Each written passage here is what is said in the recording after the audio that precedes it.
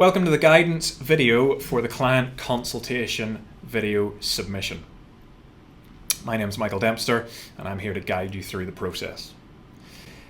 In order to access this assignment, the first thing we need to do is go to week 2 and come down to the client consultation observation section.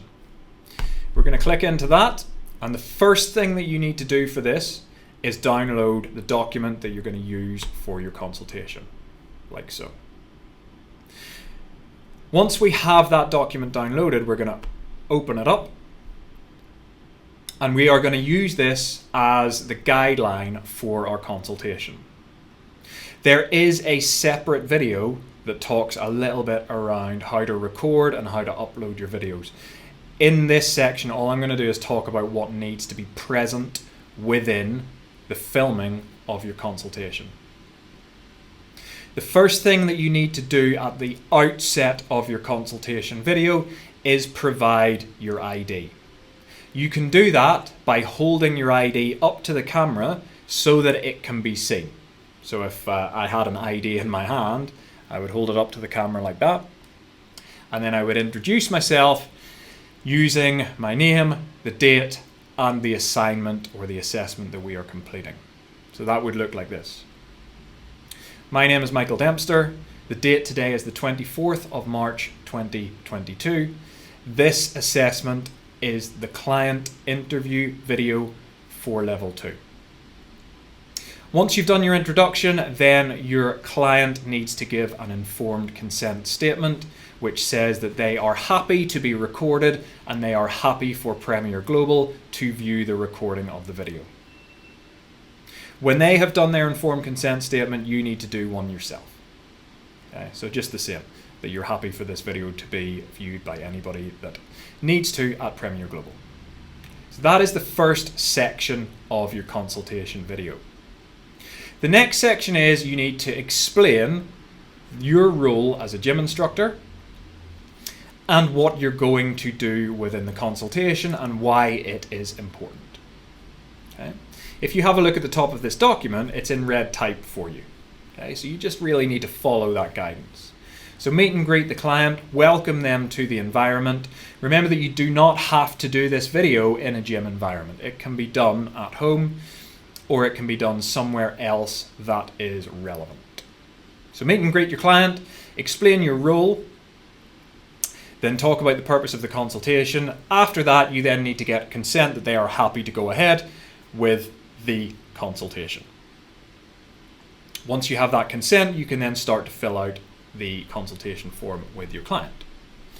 First thing to do is fill in their name and their date of birth. It's a Word document, so you can type it directly into the document. As we come down, you're then going to complete your physical activity readiness questionnaire or your PAR-Q. We will already have talked to you about what the PAR-Q is and why it is important in a webinar, so I'm not going to go into that in detail in this video. The PAR-Q, you need to get a yes or a no answer from your client for each of these questions. Do not give them the questionnaire to fill out. Fill it out yourself, ask them the questions, and give the questions context. The reason why that is important is because you may get some false no's or some false yeses on the PAR-Q. Remember that if any of your clients tick a yes on the PAR-Q, they need a doctor's referral. And there are a couple of questions in there that can be a little bit ambiguous. Okay. So for example, do you feel pain in your chest when you perform physical activity? If your client is a regular exerciser and they exercise to a high level, there is a likelihood that they will feel some form of discomfort whilst they're exercising, but that could be from exertion rather than anything more sinister. So if you don't give them the context to that, they may answer yes when it should actually be no. Once they have completed the PAR-Q, you're then going to move into their general and medical history. Again, ask them the questions and take a note of the answers that they give you. This can be done on your computer or on a tablet. I know that the guidance for these videos say that you're not allowed a computer or a tablet, but in order to take notes for these, it is acceptable for you to use a computer or a tablet. Once you've done that, you then need to come down and just gain the signature from your client. That can be just typed in like so.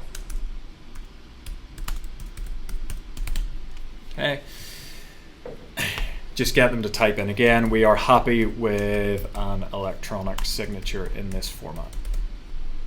And then the date, so I'm going to put in today's date. Okay.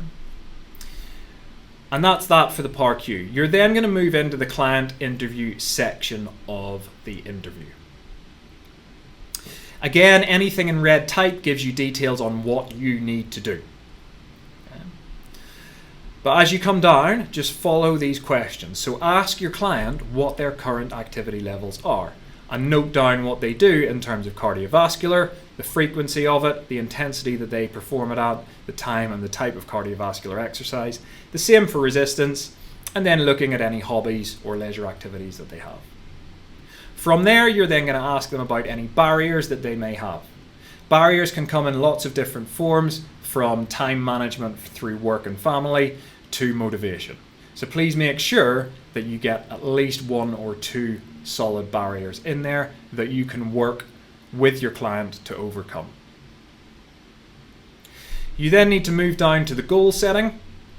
There is another video that details goal setting in detail that will be linked to from the bottom of this video. It'll be in a link underneath. Please watch that before you start looking at goal setting, because there is a process to go through with goal setting. Okay. Once you've watched that video, then you will know more about specific actions, measurable targets and timeframes for long terms, medium terms and short term goals. After that, you're then going to come down to your incentives or your rewards. Just one note on incentives and rewards. A lot of people seem to think that offering free personal training sessions is a good incentive. At the moment, as a level 2 gym instructor, you're not able to do that unless you are working with a personal trainer who's happy to give their time away for free. So please try and think of something that you can actually offer to this client at this point in time. So things like water bottles, t-shirts, maybe vouchers for sports massage, etc. are quite good incentives. We're then going to talk about the methods of communication. So in your methods of communication, you don't need to go into detail about how you are specifically going to interact with the person while they're in the gym. But what you do want to note down is how often and generally how you will be touching base with this client and following up to see how they are getting on with achievement of their goals. Okay. From there, you're going to recommend some relevant sources of information. This can be information pamphlets from the gym, it could be research papers, or any other credible source of information. Next up, we've got our physical measurements. Please remember, you need to take the physical measurements with your client. So you need to physically measure their height, and that needs to be on your video. You need to physically measure their weight, and that needs to be on the video. You then need to calculate their BMI and give them feedback on their BMI. This all needs to be done on the video. It does not meet the criteria if you just enter the results or you just ask them. We need to see you taking these measurements. We then need to have one further measurement. That can be blood pressure, it can be resting heart rate, or any other measurement that is applicable to level 2. You can choose which measurement that is and note down the result. Again, we need to see you take the measurement. Once you've done that, you will then submit this document and you will submit the video recording. As with all of our video assessments, we give you the answers at the bottom. Okay, so please review your video before you submit your video and make sure that as you go through, you are happy that you can put a tick in every single box, because that is what we will do as assessors.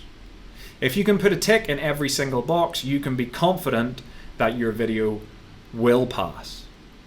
But please review before you upload it.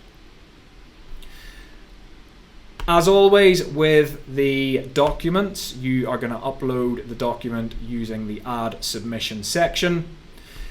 Please refer to the separate video that details how to do recordings and how to upload videos to the platform so that you can see what you need to do to actually upload the video.